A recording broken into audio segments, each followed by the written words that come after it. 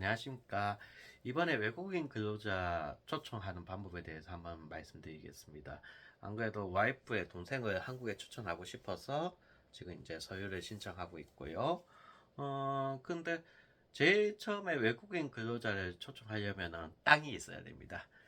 어느 정도의 이제 농가하고의 이제 그게 있어야 그 외국인 근로자를 초청할 수 있고요. 그건 그러니까 땅이 없으면 초청하기 좀 힘듭니다.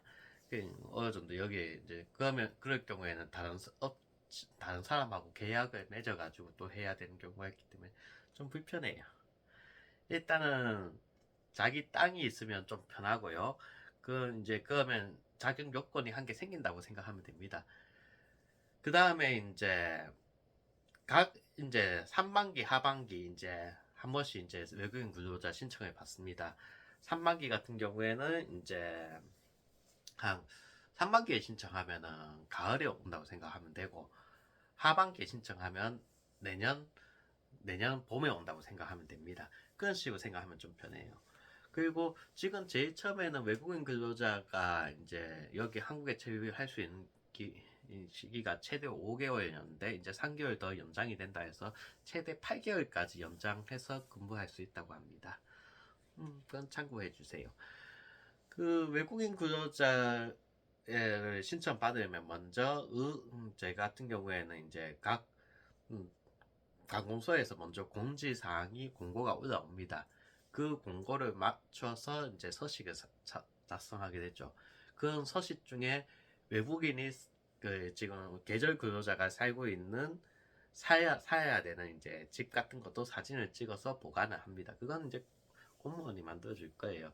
근데 이제 그런 집 같은 건도 어느 정도 충족을 해줘야 된다고 하더라고요. 저희 같은 경우에는 저희 집에서 같이 살게 되니까 저희 집 사진을 찍고 갔습니다.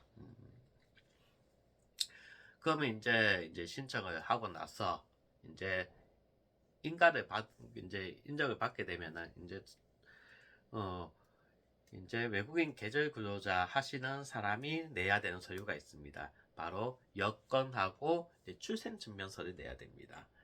이제 출생증명서 같은 경우에는 상당히 중요하게 이 사람의 외국인의 신분을 그러니까 이제 신분을 확인하는 거기 때문에 많이 중요해요.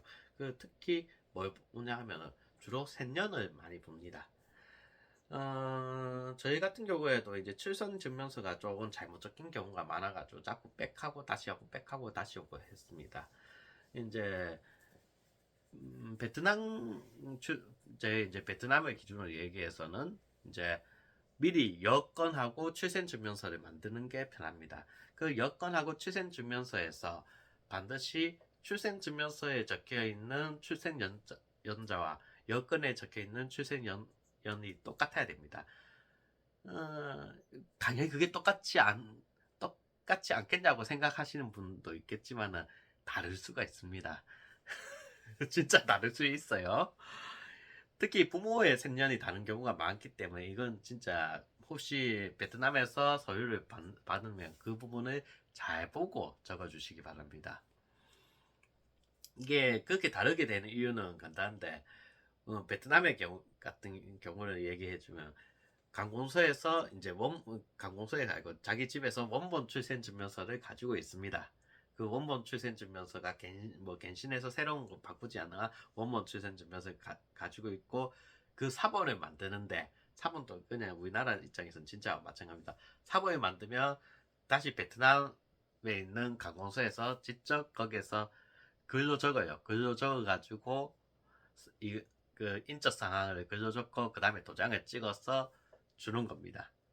이런 인적 사항을 보고 글로 적고 도장을 찍어서 주다가 실수로 연도를 잘못 트이게 주는 경우가 꽤 있습니다. 생각보다 많아요. 그럴 경우에는 다시 이제 베트남에 신청해서 서류를 보내달라고 얘기를 해야 됩니다. 근데 생각보다 베트남에서 한국으로 서류 오는 기간이 그렇게 길지 않습니다. 한 일주일 만에 옵니다. 요금은 한국 돈으로 한 3만 원 정도 든다고 하는데 일주일 만에 한국에 오기 때문에 서류가 잘못되면 거기에 맞춰서 빨리 서류를 다시 재발급 받으면 되니까 너무 너무 힘들게 생각하지 않으면 됩니다.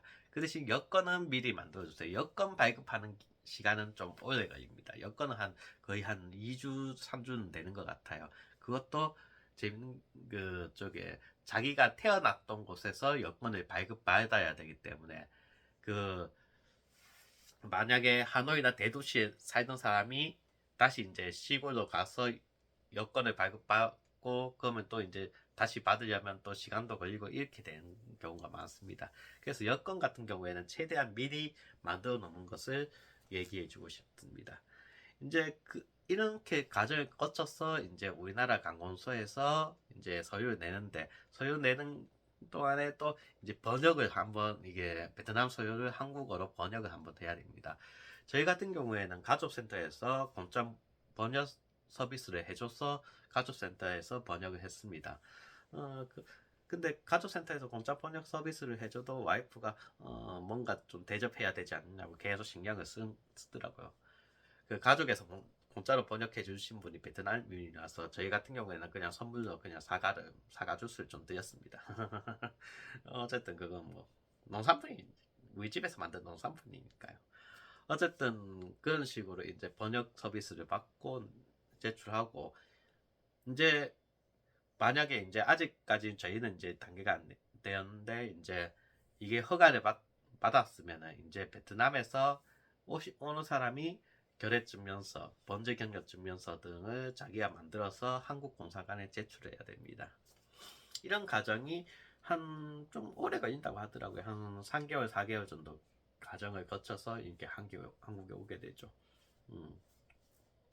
과정은 생각보다 어렵지 않습니다. 근데 이 과정을 어렵게 생각하시는 분은 이제 대행업체를 그러니까 이제 비자 받는 대행업체를 고용해서 하는 경우도 있습니다. 이게 한국에서 대행업체를 고용하면 적어도 40만 원, 50만 원 내야 되는데 베트남에서 대행업체를 고용하면은 20만 원, 30만 원 내면 된다고 하더라고요. 한 10만 원 이상 차이 납니다.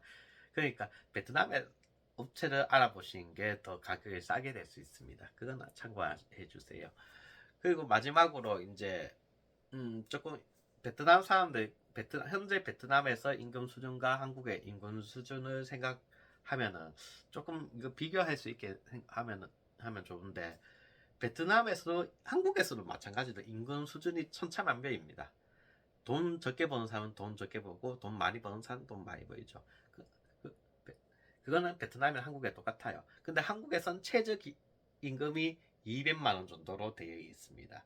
그럼 이게 베트남에서는 꽤 엄청난 고소득입니다. 그러니까 베트남에서 최저소득은 적어도 이제 한 달에 한 30만 원에서 40만 원 선이라고 생각하시면 됩니다. 이게 시골로 가면은 이제 점점 소득이 줄어듭니다. 시골에서는 소득이 줄어들고 도시에 가면 소득이 높아지죠. 이건 한국하고 비슷합니다. 그래서 이제 외국인 계절 근로자를 하려는 이유도 우리 한국에서는 보면 거의 한 10배 정도의 소득을 얻기 때문에 한국에 오는 겁니다. 그리고 이제 같은 가족들끼리 같은 집에 살면은 또 브로커한테 주는 돈이 적게 들어요. 그게 제일 큰 장점이죠. 그러니까 여기 다 대부분 이게 그냥 베트남 사람이 한국에 오면은 돈을 많이 벌지 않느냐 이렇게 생각하는데 베트남 사람이 한국에 와서 한 일단 15만 원짜리 일을 하면은 그 중에서 한 2만 원, 3만 원은 브로커가 가져갑니다.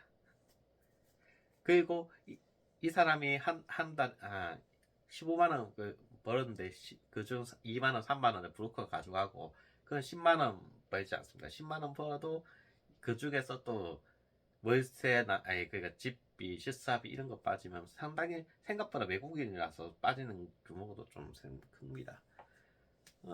그런 면이 좀 힘들어요. 자, 근데 요즘에는 외국인도 없어서 못 쓰죠. 저희 같은 경우에도 아버지하고 같이 농사 일을 하면서 아버지가 아주 금전적으로 보는 이유는 이제 아버지도 연세가 있으시기 때문에 외국인 근로자하고 같이 그러니까 좀 이제 제 처남하고 같이 일하면 좋겠다는 생각도 하시더라고요. 어쨌든 그렇습니다. 어쨌든 외국인 계절 근로자를 이제 뭐 브로커 없이 한국에 데리고 온 소유 같은 거는 생각보다 쉽습니다. 쉽기 때문에 그렇게 뭐 브로커를 중간에 중개업자나 이런 사람들 뭐 소유 대행 업체를 이렇게 소개 안 받고 개인이 스스로 할 수 있습니다. 다만 출생증명서를 발급할 때 생년 같은 거를 잘 확인하시고 받으시면 좀 편할 겁니다. 이상입니다.